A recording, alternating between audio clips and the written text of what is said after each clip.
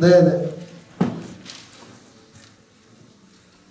예, 저는 민주당 여성대표센터 소장 박인혜입니다. 두 가지만 여쭙겠습니다. 첫 번째는 그 주민들이 그러니까 좋은 일에도 현실만 당장 눈앞의 이익만 보고 반대를 많이 하는 것이 지금의 현실이라고 굉장히 강조를 하시면서 얘기하셨는데요. 그리고 지금도 지금 데모를 하고 있다고 했는데 그분들하고 어떻게 지금 소통을 해 나가고 계신지 그 부분은 조금 빠져 있어서 좀 더 듣고 싶고요. 두 번째는 그 정당 공천제를 반대하셨는데 그럼 지금 현재 민주당 소속이시잖아요. 그러면 내년 선거에 정당 공천제가 만약에 그대로 진행이 된다 할 적에 그럼 민주당 공천을 또 받으실 건가요? 아니면 탈당을 하셔서 무소속으로 나오실 건가요? 예, 우선 주민들은 눈앞의 이익만 갖고 반대하는 것이 저는 현실이라고 생각되고요. 그 현실의 모습을 부정하면 안 된다고 생각을 해요. 그리고 그 대화는 어떤 경우에도 멈춰서는 안 된다고 생각을 해요. 근데 시장은 모든 경우에 다 나서서 대화를 해서는 안 돼요. 이를테면 우리는 이전보다 그 재개발 사업에 대한 집단 시위는 제가 굉장히 많이 이제 새로운 패러다임으로 풀어냈고 전국적인 효시에 모델되는 게 많아요. 그래서 그것들이 전국에서 우리 시에 대한 벤치마킹을 많이 하는데 재개발과 뉴타운 사업이 서울에서도 계속 그러고 다른 데서도 계속 그러고 있어요. 근데 사안들이 우리 도시만 해도 수백 건, 수십 건이 이제 동시적으로 벌어지고 있는데 민원이 집단 민원하는 게 지금 저희가 대략 잡아도 한 20건이 돼요. 그럴 때마다 시장에 나서서는 아무런 행정일을 못해요.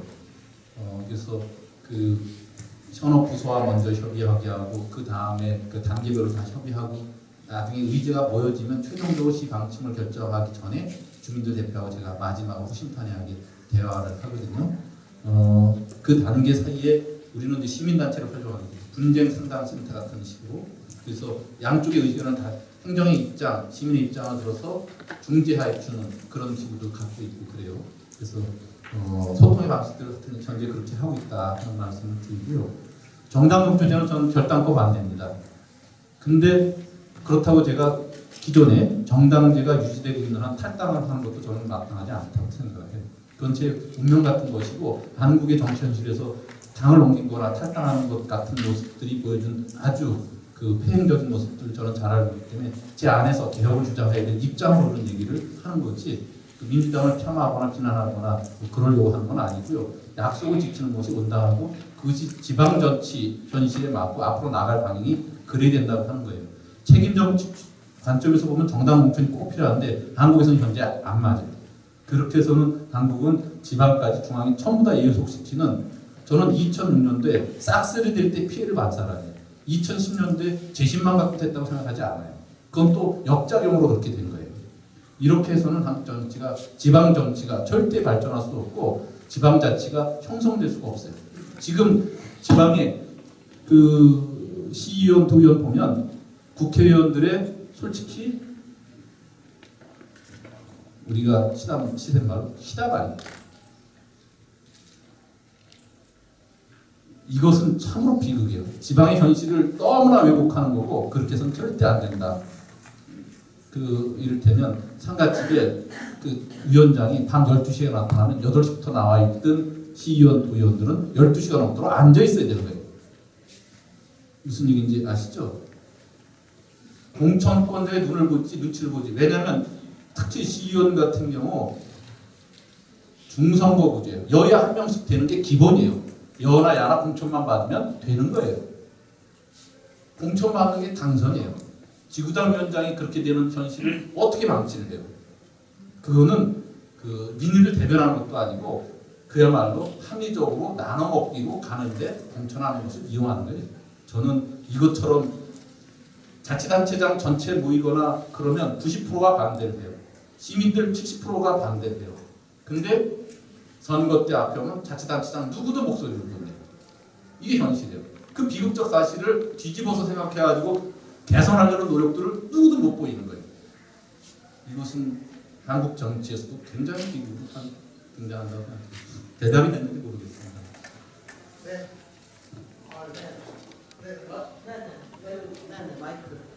저기 제가 요 앞에서 자꾸 여러 가지 눈치를 드린 것 같아서 일단 죄송하다고 말씀을 드리고요.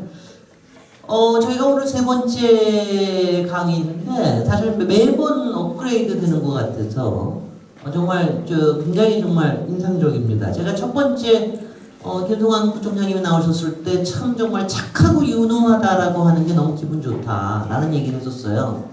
두 번째 김명백 부총장님이 나오셨을 때는 이 준비된 팩이라고 하는 게 이게 대단한 것이다. 오늘은 어떻게 얘기를 드릴까요? 제가 오늘은 그야말로 이제 실천력과 플러스 통찰력까지 갖춘 것이 이게 굉장히 쉽지 않은 일인데, 그러니까 전체를 조감하고 통찰할 수 있는 거, 그리고 사실 실패를 하고 성공을 하고 그 전체를 갖다가 하나의 그림으로 묶을 수 있는 그 역할이 보통 일이 아닌데, 그런 부분에 이제 제가 상당히 오늘 인상을 받았고요.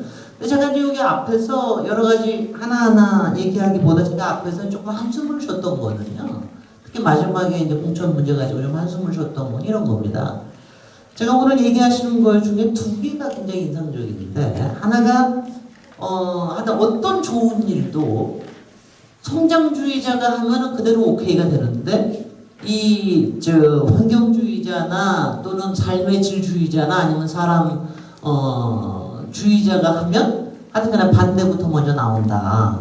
그리고 그게 아주 거세게 나온다. 이 부분이 참 말하자면은 지금 현실인 것 같거든요. 이게 뭐냐면은 꼭 청계천 복원이나 이런 것뿐만이 아니라 지금 사실은 뭐 경제민주화 같은 것도 우리가 얘기하면 진짜 경제민주화가 필요하다고 생각하는 우리가 얘기하면 벌써 반발부터 먼저 나오는데, 경제민주화라는 그림만 가지고 문의만 가지고 얘기하면 박근혜 후보가 얘기하면 받아들여지고 그런단 말이죠. 그 중에서 조금 저기 돼. 그래서 이런 부분을 어떻게 헤쳐가는가 하는 거에서 제가 좀 한숨이 났고요. 그 다음에 또 하나가 이제 그 공천, 저도 뭐 평소에 공권과 이 지방자치와 그 다음에 중앙에 예속되지 않고 줄 세우기에 굉장히 반대하는 사람임에도 불구하고 제가 지금 한숨을 쉬는 건 이겁니다.